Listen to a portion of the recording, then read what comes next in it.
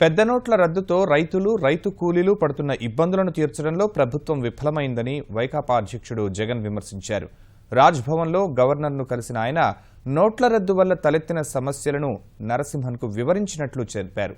ముఖ్యమంత్రి పరిపాలనను, ప్రజల సమస్యలను గాలికొదిలేశారని వ్యాఖ్యానించారు. నోట్ల కష్టాలను ప్రభుత్వం తీర్చకుంటే జనవరి మొదటి వారం తర్వాత ఆందోళనలు నిర్వహిస్తామన్నారు.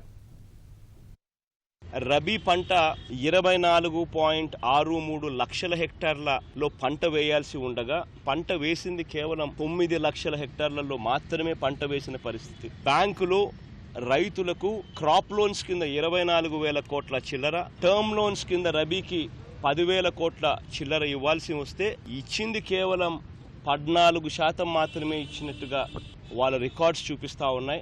చంద్రబాబు నాయుడు గారు ఏమాత్రం కూడా పట్టించుకోలేని పరిస్థితిలో ఉన్నాడు. కాబట్టి జనాభా లెక్క ప్రకారం చూసుకున్నా కూడా మాకు 24,000 కోట్లు రావాల్సిన పరిస్థితి ఉంది. 5.5 లక్షల కోట్లలో లెక్కేసుకున్నా.